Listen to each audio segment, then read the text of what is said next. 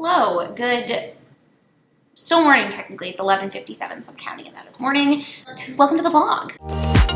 I should have told you that I loved you one more time. I said in my, what did I call it, my 2021 goals video that I wanted to vlog more on this channel, so we're gonna try it out and we're gonna start doing that now. I don't know how interesting this is gonna be for you. I had an interview this morning, which is why my makeup and hair is done. That's what I've done so far today. I have gotten ready, done an interview, and walked my dogs. And I'm going to tell you what I've been reading, or what I'm planning on reading, I guess, for the foreseeable future of this vlog. So this week I need to finish In Order to Live by Yeonmi Park. This is a memoir of a girl who grew up in North Korea and escaped North Korea via China and sex trafficking, basically, when she was 13. So it's a really hard read, but it's really good and really gripping. Hard as in content warnings and things like that, not hard as in difficult to understand. And it's also very inspiring to read about, and just I don't know, it gives me a lot of emotions for survival instincts. So if you like that kind of thing, if you like to see, first of all, if you like memoirs, I think you would enjoy this. If you liked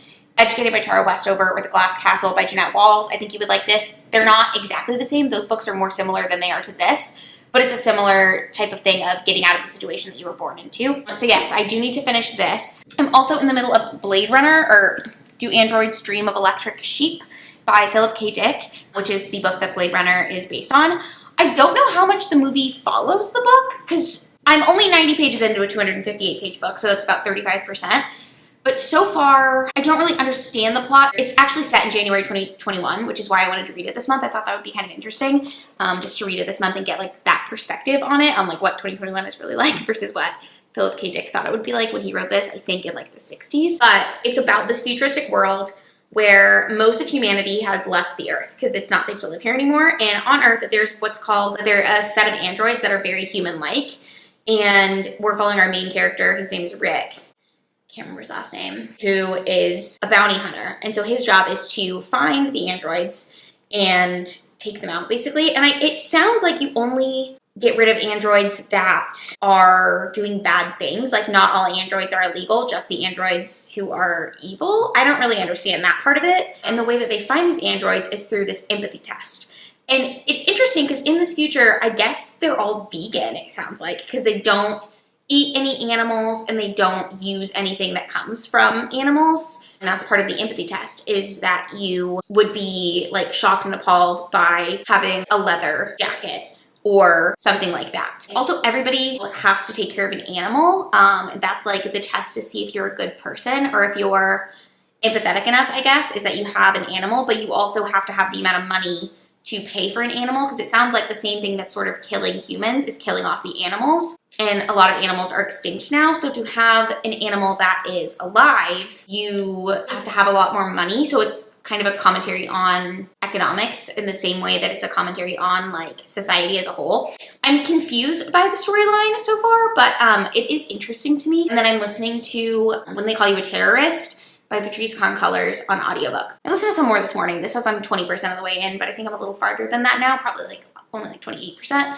But I just listened to that while I walk my dogs, or while I work on my puzzle. I can show you my puzzle, hold on. This is the 1,000 piece puzzle that we've been working on. But yeah, so that's the audiobook that I have going right now. It's really, really good. It's about, so Patrice Concolors is one of the founders of the Black Lives Matter movement, and it's about her childhood, basically, and just growing up in Southern California in basically what she calls slum housing, and just she went to a predominantly white school that she was bused to because she, I guess, excelled academically. So it's about her sort of first notions that she was different from her classmates and sort of realizing that the world treats you differently when you're Black. That's what she's talking about right now. But as I said, I'm at the very beginning of this book, and I think later she'll get into her later life. I know she's a queer woman, so I'm thinking she'll probably talk about what it is to be Black and queer. I'm really enjoying it. It's definitely a hard-hitting topic, but it's an important topic, and it's well-researched as well as well-written. And I would, at this point, recommend it. So now that I've been talking for 10 minutes, I'm the worst at doing small updates. I do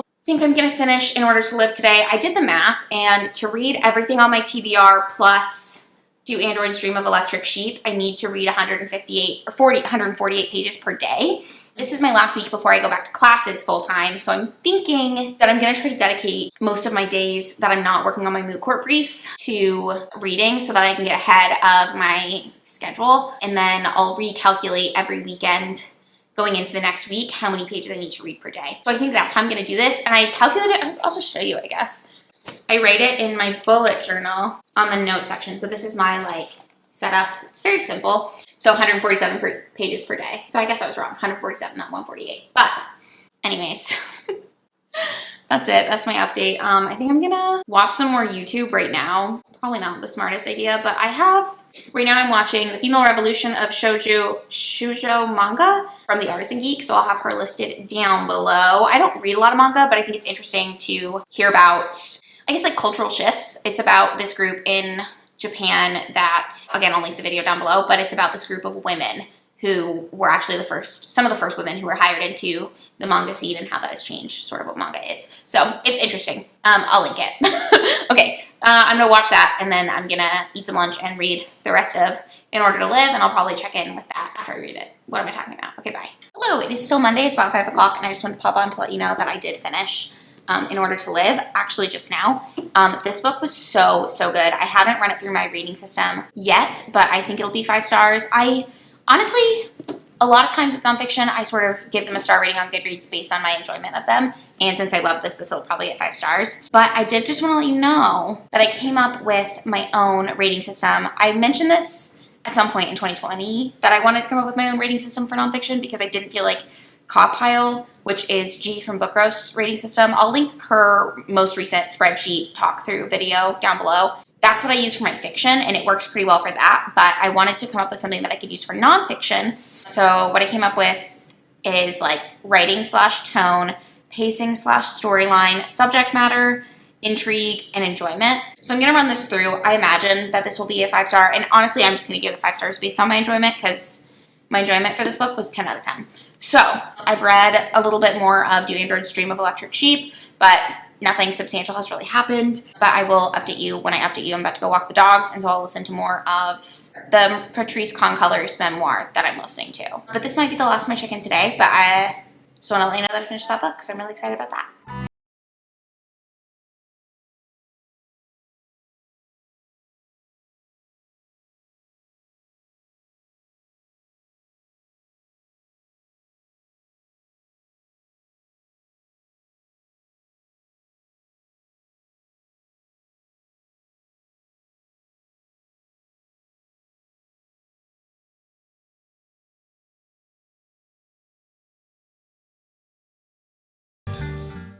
Hello, we're still in my kitchen, but I changed the angle hoping that it would be more exciting for you, but I'm sitting in the same spot that I always am in these updates. I just finished Do Androids Dream of Electric Sheep. I think I showed in the vlog. I did some live reading with Kelly from the Velvet Library. I'll have her channel linked down below if you're not watching her. She's incredible. I'm just having some lunch and I'm about to edit my December wrap-up video. So I'll link that in the card down below because that'll be up. That'll have been last Thursday's video. I just want to let you know I finished Do Androids Dream of Electric Sheep. I already said that. I don't know how I feel about it still. It was really weird. Let me know if you've read it, how you felt about it. I think I'm going to do a book movie comparison with that with the Blade Runner movies, and I think there's multiple Blade Runner movies, so I'm gonna try to watch all of those just to see how I feel about it. I still don't know how to feel about it. It's very weird. I don't really understand what I read, if that makes sense. So I'm not sure what rating I'm gonna give it. At this point, probably, I mean, it wasn't bad, so probably at least 3 stars. Probably 3 stars, maybe 3.5. Definitely won't get 4. I feel like I don't understand what happened. So I'm gonna have to like look up other people's reviews maybe, but there's that. The other thing that I was gonna say is I got You Should See Me in a Crown. I had that on hold as an ebook for my library and I finally got that and I figured out how to download that on my Kindle. So I'm finally gonna get to read my first Kindle thing, which is very exciting to me. And I'm eating my garlic tart. I made this on New Year's Eve. Let me show you. I'll show you a clip of the cookbook that I got it out of. I got this cookbook for Christmas for my brother. Let me go grab it. It's from this cookbook, Plenty, by Yotam Ottolenghi. I think he's Israeli. That might be wrong. I think he's Israeli though, but he's a chef. And this is just his vegetarian dishes. A lot of these are side dishes. This tart is a main dish. And it is called the Caramelized Garlic Tart. And it's super good. The recipe. So if you're interested in making this, I don't know if that focused very well, But yeah, this was really good. This is what we did on New Year's Eve. I think I'm gonna go to the library later to pick up some books that I have on hold there. So my library is closed, but the way they're doing it is you can call in and order like a takeout restaurant and they'll come and bring it out to the curb and you go and pick it up. But yeah, that's my plans for today. I don't know if I'll check in with you again, but I just wanted to let you know what I was up to. Hello, I'm back for what will probably be my last checkup of the day. Check-in. I did edit and I'm uploading my video now, so that's good. I also got to go to the library, so I picked up some books. So Brother by David Shariandi is on my TBR for this month, and I thought that I was getting The Recovering by Leslie Jamison, but I got The Brightlands by John Fram, which I was confused, but I think my library didn't have this book, so I requested it, and when you request a book, it automatically places it on your like holds list, because my library says it got this on December 11th. So I think I'm the first person to have checked this out, which is really exciting. Gabby from Gabby Reads is who I heard about this book from. I think it's like a mystery horror with some queer elements. I don't really know what it's about, but I remember when she described it, I really wanted to read it, so I added it to my TBR, and then I saw that my library didn't have it, so I asked for them to get it, and I guess they got it. And I was thinking, because The Recovering by Leslie Jamison is actually checked out by someone else right now, so I didn't realize that. I thought that I would get it, but between the time that I placed it on hold or looked at it last, it's not available. So it's on hold for me, but I know that people are able to have books out for a full month now, so now I'm thinking I might have to find another book that's more than 500 pages that I can get this month so I can read it to fulfill that prompt on my Sorry TBR. Long story short, I was looking to see if this was 500 pages, and it's not. It's like 475. So no dice. So I'm gonna try to find something else to replace The Recovering, which is fine. But yeah, I am kind of bummed. So we'll just have to see how that goes. But that's my update. That's my like mini library haul. I got 2 books. This one is real small. It's not like 175 pages. So I'm really excited to have this to get through because I think I'll get through this relatively quickly. And then, I mean, here's my thought process. I'm thinking I'm gonna try to stick this on my February TBR and just extend my, what's that called? Where you like extend how long you can have a book from the library. I might do that for this. And then just read this first thing in February. Or I might just say, screw it, and read this for my 500-page book thing. And just say, who cares? But I don't know. So we're just going to see how that goes. Right now I'm about to start You Should See Me in a Crown by Leah Johnson. Since I did finish The Android's Dream of Electric Sheep, that's where I'm at. I will check in with you again when I have another update. Hello. God, I'm so sweaty. I was just checking in with you because I said I was going to try to work out 2 times per week in the new year. And today is... technically, it's the second time I've worked out if you count Sunday through Saturday, but my weeks in my calendar are going to be Monday through Sunday. So it's the first time I've worked out this week. It's Wednesday. And yeah, I'm going to go shower now. The only plans I have today, I have to work on my brief a little bit, and I have a Snapchat call with my good friend Caleb because he wants to discuss Do Android's Dream of Electric Sheep with me, but I'm going to go shower now. Hello, it is 2:45. I haven't read anything today, but I just wanted to pop in to say that I just hit 100 subscribers. So I'm really excited about that. So thank you guys so much for subscribing. And if you're watching this vlog and you were one of those people who subscribed to me on Wednesday, January 6th, I think, then thank you. And if you've been subscribed to me for longer than that, thank you as well. And if you're not subscribed to me and you would like to, I would love it if you would join us. So I need to plan a video now for 100 subscribers. And I'm thinking what kind of thing you guys would be interested in. I don't know if 100 people is enough to do a Q&A, and I don't know if anyone would care to see that. Or if I should just do like a thing like David's Book Reviews does his subscriber month in, I think it was his birth month, I can't remember. He did a subscriber thing where he just let his subscribers choose what he read. So I could do something like that if you're interested. If you have any other ideas, if you'd like to see a Q&A or if you would like to do like a subscribers pick what I read for a month or a week or whatever the case may be, let me know. Or if you have another suggestion, I would love to hear it. But yeah, I'm really excited, so thank you guys so much. I'm back. I'm still in my kitchen. Nothing really exciting has happened, but I did finish You Should See Me in a Crown, so that's why I'm checking in. I forget. It's about 2:45 on Thursday, January 7th. Oh, which means it's Murphy's birthday. But yeah, I finished You Should See Me in a Crown. I gave it 4 stars. It was close to a 5-star read for me, actually.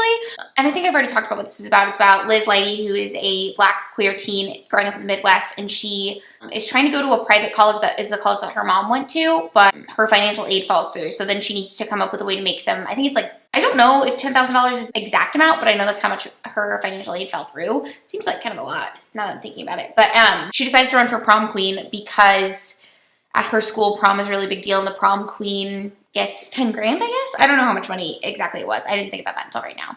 But she decides to do that, and then there's like racism a little bit because she's one of the only Black people at her school. There's also a little bit of homophobia, and she's not fully out to everyone at her school, but she is out to her friends and her family at this point. So I did enjoy that. I liked that it wasn't just a story about her coming out, which I'm not saying that it's bad to have that as part of your story. I just think I enjoy getting to see a queer book that the conflict is not, am I queer? How do I tell people, etc. The reason it didn't get 5 stars for me is because there's a couple of like really cheesy things that happened that I kind of rolled my eyes at, which part of it is probably because it's a YA, but like sometimes YA can still give me like the fluttery stomach feeling. Also, Liz has a couple of best friends, and so one of the side plots of the story is one of her former best friends from middle school is running for prom king, and she is having to spend a lot more time with him.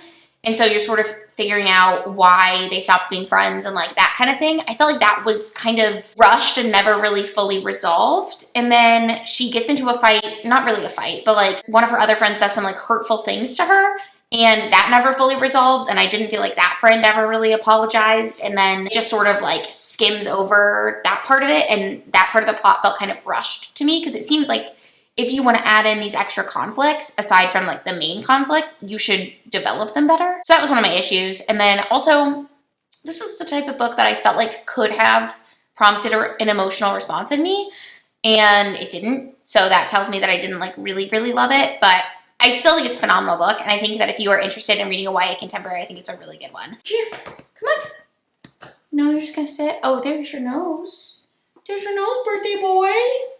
He is 3 today. I'm reading The Left Hand of Darkness, so I marked where I need to be in Left Hand of Darkness by the end of today to keep on track of my reading 147 pages a day. Right now I'm 23 pages into this. Yeah, hopefully I can get some more of this read. I just watched the Beauty News Awards. I don't know if you guys watch those, but I love it. I've watched it. This is my 3rd year to watch it, I think. So yeah, and this is the 5th year they've done it, so that's pretty cool. I also downloaded from my library on my Kindle an ebook of Always and Forever, Lara Jean. I think that's what it's called. I always want to say Forever and Always, which is that Taylor Swift song. Always and Forever, Lara Jean is the final book in the P.S. I Still Love You, or To All the Boys I've Loved Before series by Jenny Han. So I'm going to read that as well. I have that on my Kindle. I like reading off of an ebook at night just because it's easier and I don't have to have the lights on, and it's just simpler. I don't know. I don't have to have a bookmark to figure out where I am and like put it somewhere. I can just sort of set it on the floor when I'm done with it. I don't know if I mentioned what The Left Hand of Darkness is even about, so we're going to backpedal and go back to this. This is a sci-fi from, when was this published? I don't even know. The 60s maybe? Yeah. Copyright 1969. So this is a sci-fi from the late 60s. And it's the 4th book in the Hainish cycle, but I don't think that really matters. I think they're just like interconnected. Like they're all set in the same universe, but you don't have to read one before the other. Like from what I understand, it doesn't spoil them. If I like this, I'll probably go back and start at the beginning of the Hainish cycle and read my way through them. But this is about a human, I think from Earth, based on the sounds of it, who is on a different planet that he calls Winter, and he's trying to convince them to join his like intergalactic, I guess, become a part of a growing intergalactic civilization. So I think it's going to have to do with a lot of like political and economic intrigue. I don't know how much it's going to go into that, but it definitely seems like right now, I just read the 1st chapter and he's trying to figure out how to get a meeting with the king, but he's just been told by one of the king's advisors, who is supposed to be helping him, that the king isn't interested in joining this civilization. And I think the planet that he's on, they're having a lot of like political strife within their own planet. So I'm interested to see how this goes. And yeah, I'll keep you posted with how this is going.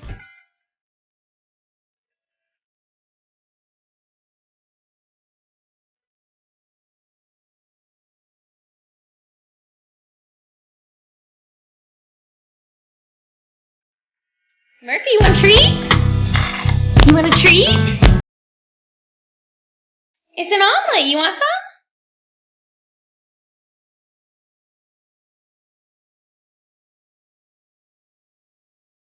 What a weird dog.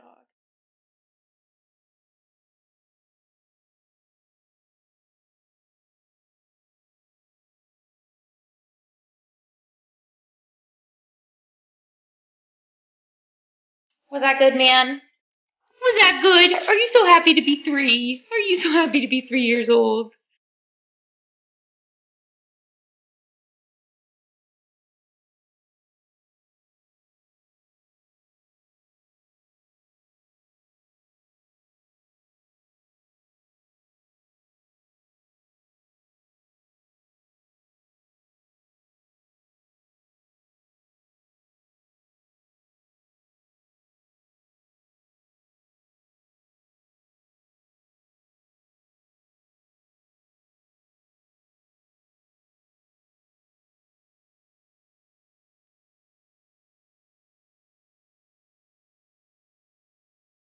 Hello. I haven't checked in the vlog all day. It's Friday. It's like almost 4 o'clock. Shoot, I left my books over there. It's almost 4 o'clock. I have been reading for the past like 2 hours. Sorry, my bed's not made. But I got about 100 pages into The Left Hand of Darkness. That's really all I have to update you on so far. I'm almost finished also with the nonfiction that I was listening to, When They Call You a Terrorist. So I'm hoping I can finish that in my last dog walk today, which I'll take probably around 5 or 5:30. But yeah, that's really it. Matt stayed home from work today because he's not feeling super great. And he went and got a COVID test, and we've been separated since yesterday. So he didn't go to work today. He worked from home. Yeah, so we're just going to see how that is. I'm supposed to be going back to class in person on Monday, but depending on what his test says, I feel fine. Lots of people have COVID and are asymptomatic or whatever, so that could be the case for me, or I'm hoping that it's just something else, because he says he feels better. He felt really bad last night, and he says he felt bad this morning, but he feels better today, and he didn't have a fever when he took his temperature this morning. But I know also fevers coming and going is part of COVID too, so I'm not really sure. So he did the 24-hour test, so he should find out sometime tomorrow.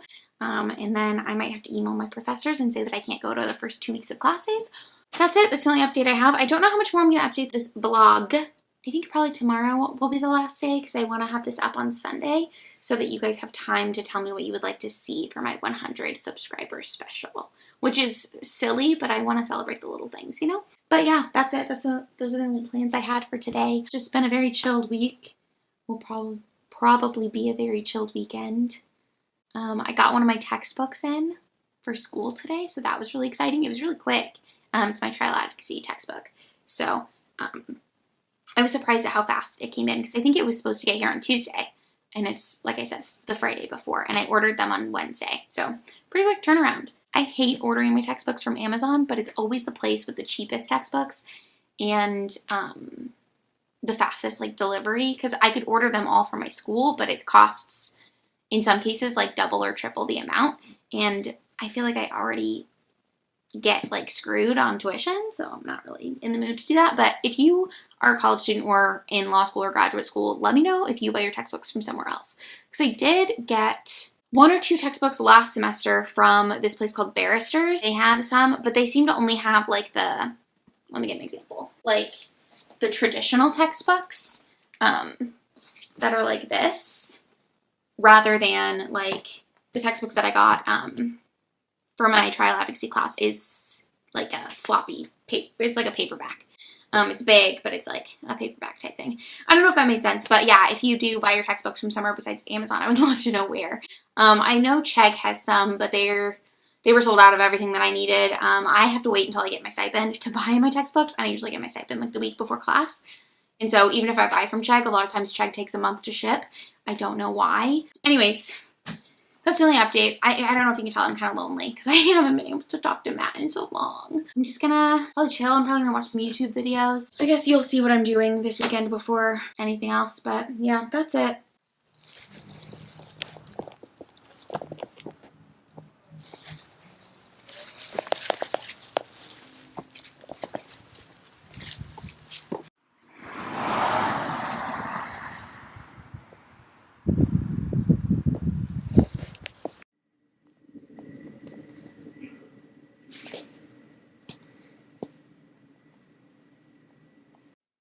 You're being a good boy.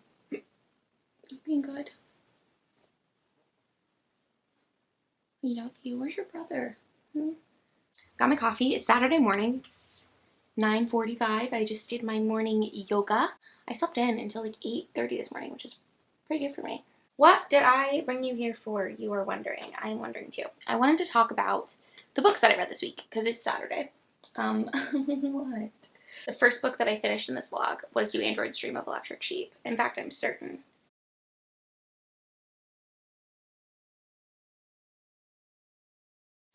I also finished You Should See Me in a Crown by Leah Johnson and When They Call You a Terrorist by Patrice Concolors. So I finished 2 ebooks and an audiobook. Not bad.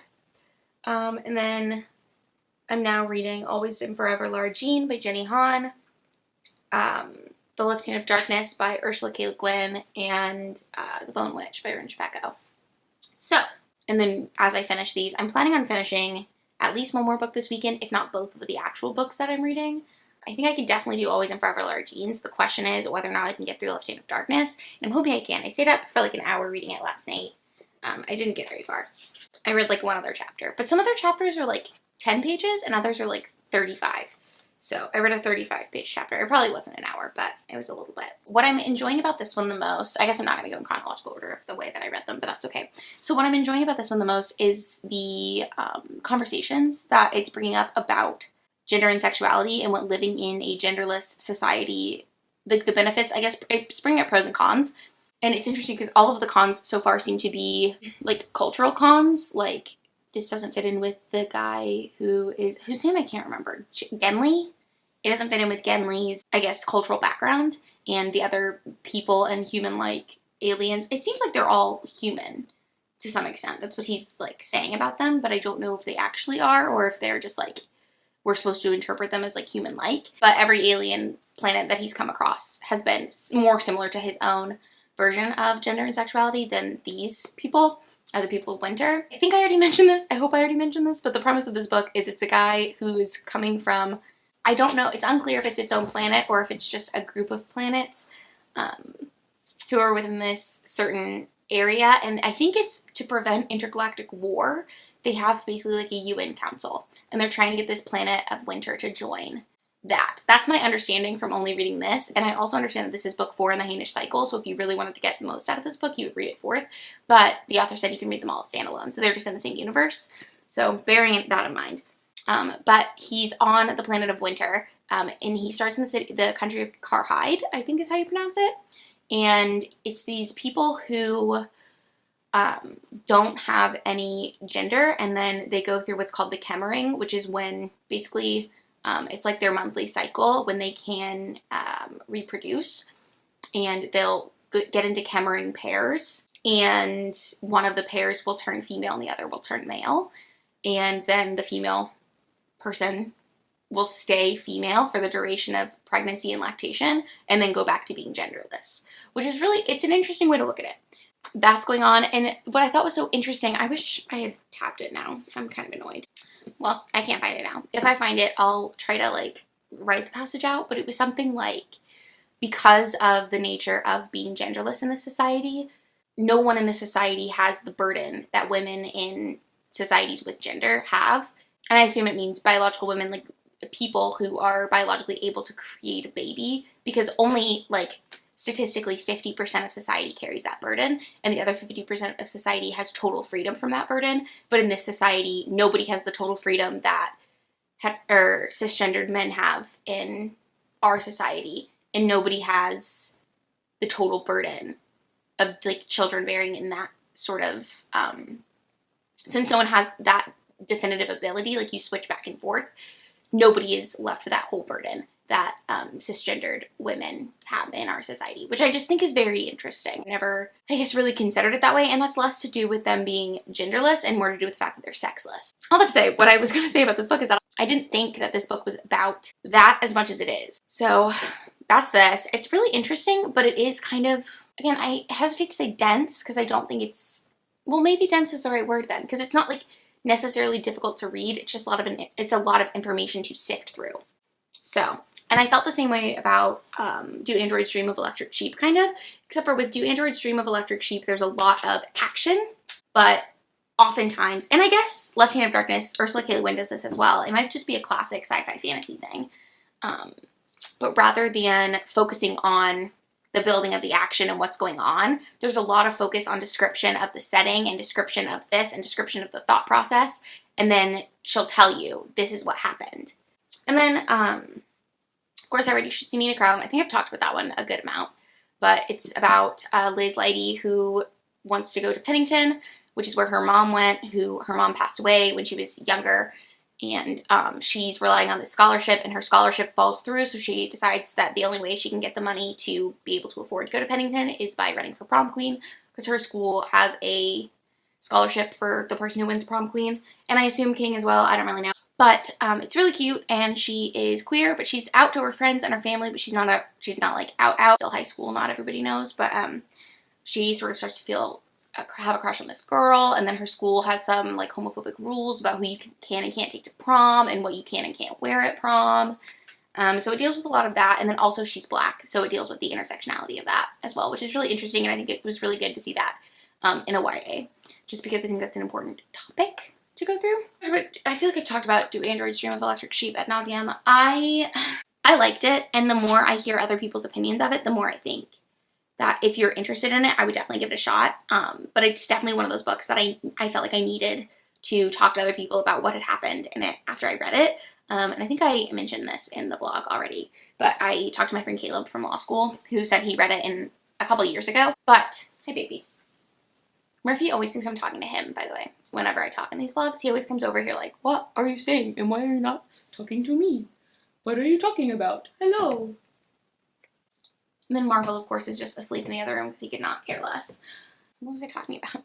Oh, I talked to Caleb about it, and I feel like we're kind of on the same page. I don't know if I mentioned this in the vlog. Caleb reads a lot of mystery, like detective stories and noir. His favorite author is Raymond Chandler. I've never read anything by Raymond Chandler, and I don't read a lot of like noir style detective mysteries, but he said that the pacing in Do Androids Dream of Electric Sheep felt more like that kind of pacing than it did actually like sci-fi, like what we would think of as traditional sci-fi pacing. So, and I think that's accurate, because the way he described it is you are following a section in Do Androids Dream of Electric Sheep. It's like basically a less than 48-hour period of this guy's life. And he's a bounty hunter, and he's supposed to be killing these androids, but he's also like, that's like the premise. And I think that's what the movie focuses on, but the book is a lot more about like, he's having marital troubles. And it's a lot more of like a character study on him almost. And you're wondering, what does it mean to be human?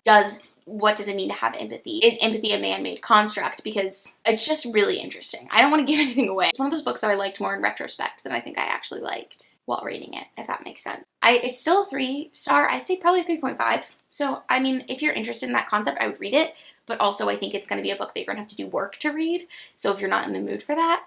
When They Call You Terrorist, I think I talked about this also as well. Good job.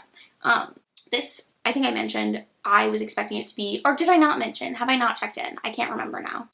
I finished it yesterday after I walked my dogs. I thought I checked in, but I might not have. Now I'm confused, because I think I made a note to check in, and then I don't know if I actually did or not.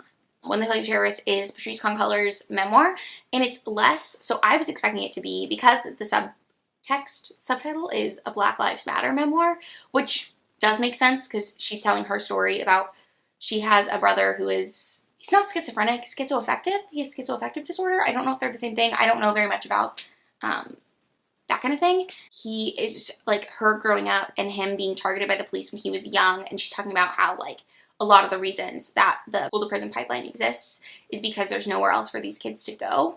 And so she was talking about growing up in a primarily Latinx neighborhood, but being Black, and her other like Black and brown friends, and how their neighborhood didn't have a community center. Their neighborhood didn't have, like, their schools didn't have after-school programs. They didn't have any of these things that are built in to keep kids occupied, and her mom had to work 2 or 3 jobs her whole childhood just to keep food on the table for them. And so she talks about how all of these things that are systematic oppressors have prevented Black and brown people from being able to escape poverty, for one, and for two, be able to move out of these neighborhoods or improve these neighborhoods from within, and how that in turn has allowed the amount of profiling that there is, basically. She has a bunch of like horrifying stories, and it's just something that like I think it's really important to read those types of stories as a white person who's never experienced any of that, because I think it's really important to learn about the kinds of things that go on. And so while this wasn't the book that I was expecting to get, I still think it's a really important read, and I'm glad that I read it. I don't know if I mentioned what I was expecting to get. I thought, based on the subtitle, that it was going to be about, Patrisse Khankaler was one of the people who founded the Black Lives Matter movement, so I thought it was going to be about the founding and about the movement. And it is, but it also isn't. So that's a part of her story, but this is more about her whole life, which makes sense because it's a memoir, and I get it. I was just complaining about someone complaining about a memoir not being about history or something and being more of a memoir, so I won't make that mistake, but, well, it wasn't what I was looking for. I still think it was good, and I would highly recommend it. And I think that's it. I think now I've covered it. I went way out of order, and it took me 20 minutes, but I think I talked about everything that I read this week, so hopefully I'm able to pare that down. But yes, I am currently reading Always and Forever Lara Jean, which is about Lara Jean Covey. It's the third book in the To All the Boys I Loved Before series, the finale. I'm really sad. I cried yesterday reading this, because, like, she's going to go away to college, and then there's no more books about her. I don't know. I just think they're so cute and such sweet reads, and this one actually, if it is well done, because of the emotional response it made me have, I might look into giving it 5 stars. I don't know yet. But, yeah. I don't want to spoil anything about the plot. It's like a contemporary romance, so it's just her trying to figure out her life and whether or not she'll get into the college she wants to go to, and if she even really wants to do that. Yeah, and I think it's just really relatable. I mean, it was a long time ago, I guess, that I was going through what she's going through, but, like, I went through it, so I can relate to characters who I haven't experienced the same thing, but there's just something about reading something when you have gone through that exact same thing. But also there's something about reading something where it feels like you went through that thing, even though you didn't. And that's also a lot of what's in here, is like, what she's talking about feels like it could have been my life. It wasn't. I didn't have a boyfriend in high school, but could have been. Maybe. Anyways, that's that. I also rewatched Never Have I Ever yesterday. And yes, I do mean the whole show. I started it on Thursday. I rewatched the last of it last night, which was Friday. I love that show. If y'all haven't watched Never Have I Ever on Netflix yet, please do. They're making a season 2. And I think I've discovered something about myself, and that is that I don't like hate to love romance the first time around. When I've already seen the whole arc and I rewatch, or I suppose reread if it was a book. I don't know if this is the case for books, but I'm hesitant to pick up hate to love because I know that I typically don't like that trope. Never Have I Ever, if you don't know, is following Devi Vishkumar, who is Indian American, and she's living in California, and her dad died before the show starts. And at the beginning of the show, she basically tells you when her dad died, her body had a traumatic response, and she lost the ability to use her legs for 3 months. And then she shows up at school again, and she can walk because it was a brain response. It's about her, like, going through high school, and she has a crush on this boy, Paxton, and then she has this, like, mortal enemy, Ben, but then it kind of becomes, like, a love triangle, and, like, I don't know, the first season, wild. I don't know what's gonna happen in the second season, but I did see a tweet from one of the actors in it, and he was rooting for the other guy in his tweet, and I was like, I don't know if I agree with you, but I don't know, because I feel like I was rooting for one guy when I watched it the first time, and I was rooting for the other guy when I watched it the second time, and it's just so weird that happens. But anyways, I'm really excited for the second season of that. It's supposed to come out this year, which it's January, so could be 11 months from now, who knows. But yes, that's that update. If I don't talk to you again, thank you so much for watching this vlog. If you liked it, please give it a thumbs up. If you didn't like it, you can give it a thumbs down. Engagement is engagement. Leave a comment down below if you've read any of these books and you enjoyed them, and I will see you in the next video. Bye! And if I do talk to you again, I'll probably still, then I'll talk to you again. Okay. I should've told you that I loved you